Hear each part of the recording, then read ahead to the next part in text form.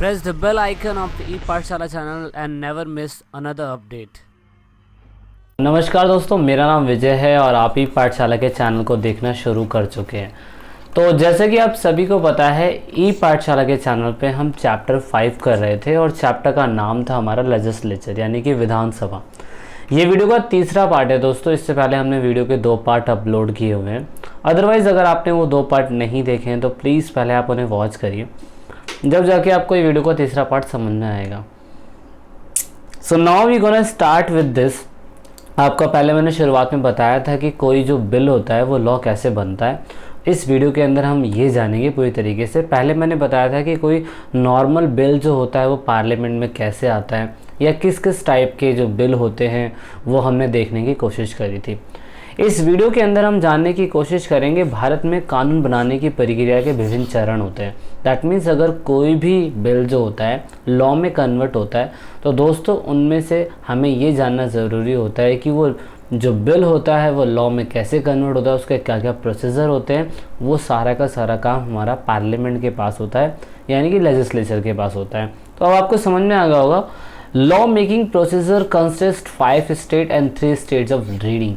That means अगर आप देखिए, अगर आपके सामने बिल है तो 3 स्टेज तो ऐसे होते हैं जो रीडिंग से रिलेटेड होते हैं और चौथा और 5वां स्टेट फाइनली जो कहलाता है कि इससे कोई जो बिल है वो लॉ बनेगा या नहीं बनेगा वो। तो 5 स्टेट होती है। हम समझने की कोशिश करेंगे 5 स्टेट कौन सी होती है जिससे कोई भी बिल लॉ में कन्वर्ट होता है। सो पहला और सबसे इम्पॉर्टेंट इनिशियल स्टेप यही होता है। First reading means the presentation of subject by the MP। सबसे पहला introduction in the either of a house in a case of money bill और नॉन मनी बिल। सबसे पहले किसी भी MP के द्वारा उस बिल को पढ़ा जाता है। ये सबसे पहला और सबसे इनिशियल स्टेप है और ये स्टेप रीडिंग स्टेप के नाम से ही जाना जाता है।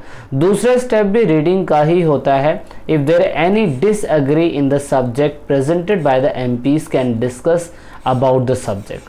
अब अगर मान लीजिए कि ये जो बिल पेश हुआ था, अब इसके अंदर कोई डिसएग्रीमेंट हो गया है, कुछ भी डिसएग्रीमेंट हो गया है तो बिल कैन सेंड टू मतलब फाइनली अभी इनके पास ही रहेगा।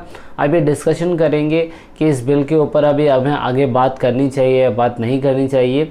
दूसरे MPs भी इनको पढ़ते हैं, देखते हैं, समझते हैं। देन फाइनली उसके बाद तीसरा स्टेज आता है जिसे आप कमेटी स्टेज बोलते हैं। ये तो दूसरे स्टेज में क्या हो गया कि अगर ये बिल पहले इंट्रोड्यूस हुआ, किसी MP ने किसी भी हाउस में इंट्रोड्यूस करा तो दूसरे भी लोग जो हैं उस बिल को पढ़ेंगे, समझेंगे। लेकिन अगर लगता है कि इस बिल के अंदर और डिटेल्ड डिस्कशन होनी चाहिए तो वो बिल जाता है कमेटी के पास, जैसे आप कमेटी स्टेज बोलते हैं। दोस्तों, if the problem is not solve after read discussion, मतलब जैसे कि यहाँ पे कोई बिल आया, आपका पहले स्टेज में आया, उसके बाद यहाँ से बिल आया, दूसरे स्टेज में ये बिल यहाँ चला गया और यहाँ जाने के बाद अब यहाँ पे डिस्कशन हो रही है दोबारा। डिस्कशन भी सही ना होने के बाद इस बिल को कमेटी को दे दिया जाता है।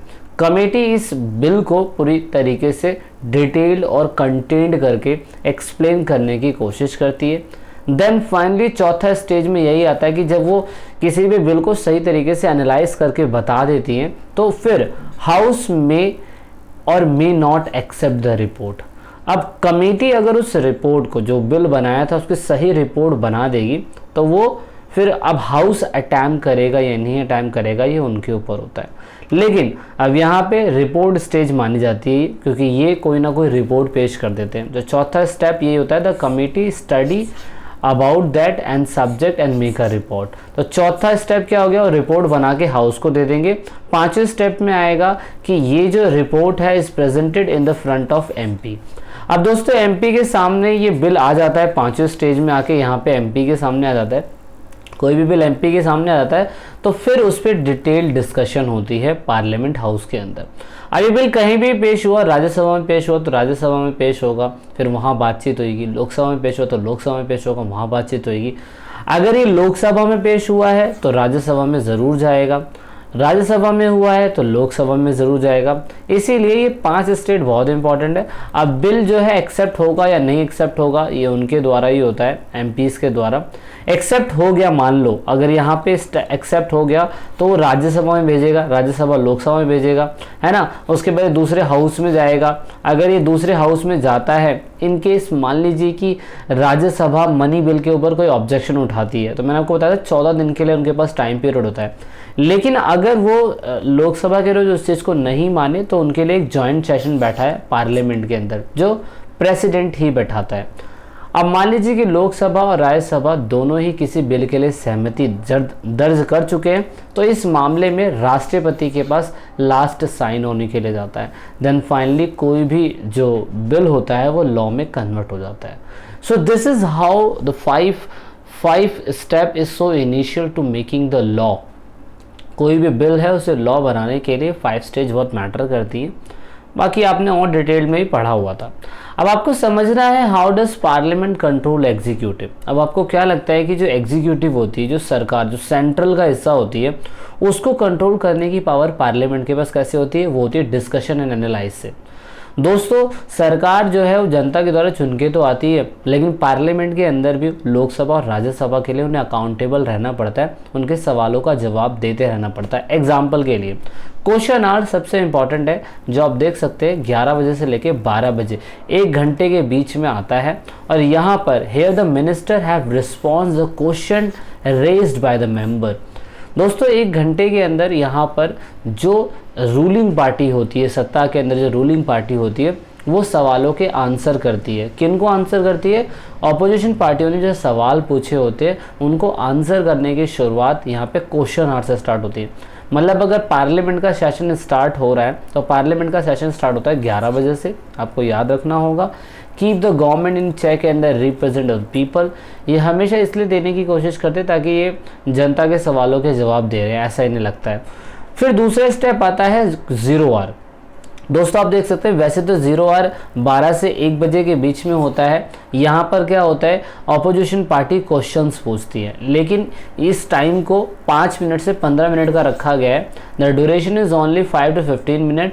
Hair the minister should not respond. अब ज़रूरी नहीं कि मिनिस्टर यहाँ पर आंसर करेंगे ही करेंगे। जो रूलिंग पार्टी है वो जवाबदेही नहीं होती है, बस अपोजिशन पार्टियाँ कुछ समय लेती हैं और उसके बाद वो अपने क्वेश्चंस रेज करती हैं। अगर आप पार्लियामेंट सेशन को देखते हो तो आपको समझ में आता होगा कि 0 आवर कौन सा है और मैं बोल सकता हूँ 0 आवर के साथ साथ क्वेश्चन आवर कौन सा है। अब एक और आता है एडजॉइंट मोशन। एडजॉइंट मोशन में क्या होता है कि जब लगता है कि कोई ऐसे मामले हैं जिसमें लोकसभा और राज्यसभा या रूलिंग पार्टी अपोजिशन पार्टी को दोनों को साथ में आके बातचीत करनी होगी, उसे आप एडजॉइंट मोशन बोलते हैं, इसे आप स्थानगत प्रस्ताव बोलते हैं। दूसरा, अप्रूवल और रेटिफिकेशन ऑफ द लॉ। इसमें क्या होता है, पार्लियामेंट के पास ये पावर होती है कंट्री के लिए कोई ऐसा लॉ बनाना कि उसको अप्रूव कर देना, अगर वो गलत है तो उसके ऊपर दोबारा से रेटिफिकेशन लगा देना और उसके बाद बोल देना कि हाँ इस पर दोबारा से हमें सोचना चाहिए, समझना चाहिए। तो ये भी पार्लियामेंट के पास पावर होती है। Financial control. Money is a initial for all development activity. दोस्तों, पार्लियामेंट के पास ही पावर होती है कि वो किसी भी क्या कहते हैं डिपार्टमेंट के लिए या तो पैसे स्पेंड करवा सकती है या पैसे को रोक सकती है। ये पावर पार्लियामेंट के पास ही होती है। नो कॉन्फिडेंस मोशन सबसे इंपॉर्टेंट है। अगर आपको लगता है जब रूलिंग पार्टी, कोई भी सत्ता में जो पार्टी आई हुई है, अगर वो जनता का मैं कह सकता हूँ विश्वास खो रही है या जो रूलिंग पार्टी आई है वो गठबंधन की सरकार बना के बैठी हुई है और वो फिर भी विश्वास खो रही है, तो ऐसे में जो अपोजिशन पार्टियां होती है वो उनके लाती है नो कॉन्फिडेंस मोशन बिल। इसे आप हिंदी में अविश्वास प्रस्ताव बोलते हैं। ये बहुत इंपॉर्टेंट है, पेपर में आता है, इसलिए आपको पता होना चाहिए अविश्वास प्रस्ताव क्या होता है और कौन सी गवर्नमेंट लेके आती है।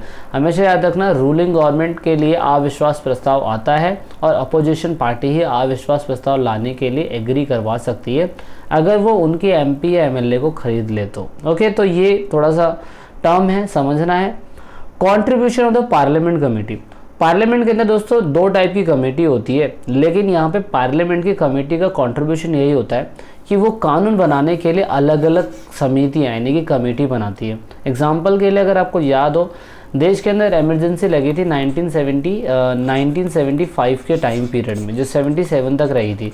अब इस बीच इंदिरा गांधी की गवर्नमेंट ने जो बुरा करा था उसके लिए पार्लियामेंट ने एक अलग से कमेटी बनाई थी, और कमेटी बनाने की पावर सिर्फ पार्लियामेंट के पास ही होती है। तो ये इंपॉर्टेंट है। देश का खर्चा कैसे चलेगा, एक्सपेंडिचर प्लान कैसा होगा, नॉन एक्सपेंडिचर प्लान कैसा होगा, वो भी पार्लियामेंट तय करती है। भ्रष्टाचार के जांच, इन्वेस्टिगेशन, ये सब पार्लियामेंट का ही होता है। इसलिए कमेटियाँ दो प्रकार से बनाई जाती है, एक परमानेंट, एक नॉन परमानेंट। और यहाँ पे फाइनली पार्लियामेंट खुद को भी सेल्फ कंट्रोल करने की कोशिश करती है। कैसे? नंबर 1, संविधान को सर्वोपरि मान के वो कहती है कॉन्स्टिट्यूशन ही पार्लियामेंट को कंट्रोल करता है। और अमेरिका की गवर्नमेंट में भी यही सीन है कि अमेरिका की गवर्नमेंट को भी कॉन्स्टिट्यूशन ही कंट्रोल कर सकता है, अदरवाइज़ कोई भी नहीं। दूसरा एग्जांपल, स्पीकर को सर्वोपरि माना जाता है, चाहे वो लोकसभा की बात हो रही हो, चाहे वो राज्यसभा की बात हो रही हो, वहाँ पे स्पीकर होते हैं, उनको सबसे इम्पोर्टेंट माना जाता है। दूसरा, उनका खुद का बिहेवियर जो कोई सिखा नहीं सकता किसी को भी, और पार्लियामेंट में बिहेवियर बहुत इंपॉर्टेंट होता है कि आप जज के सामने या आप किसी स्पीकर के सामने किस तरीके से अपना बर्ताव कर रहे हैं। So this is how in this chapter guys, and we have finish this chapter, and I hope you like this chapter. So मिलते हैं नेक्स्ट पार्ट में जल्दी। तो लास्ट में दोस्तों, अगर आप वीडियो को देख रहे हैं और ई पाठशाला चैनल के आप सब्सक्राइबर हैं या नए सब्सक्राइबर हैं, तो ईट पाठशाला की टीम से आप सभी को यही रिक्वेस्ट है कि आप इन सभी वीडियो को अपने दोस्तों के साथ शेयर ज़रूर करें, और कोशिश करें कि आप दूसरों को शेयर करवाने के लिए बोलें, क्योंकि आप जितना वीडियो को शेयर करेंगे उतना ही हम और लोगों की मदद कर पाएंगे, क्योंकि पढ़ेगा इंडिया जब भी बढ़ेगा इंडिया। तो वीडियो के लास्ट में वीडियो को एंड तक देखने के लिए, चैनल को सपोर्ट करने के लिए बहुत बहुत धन्यवाद। जय हिंद, जय भारत।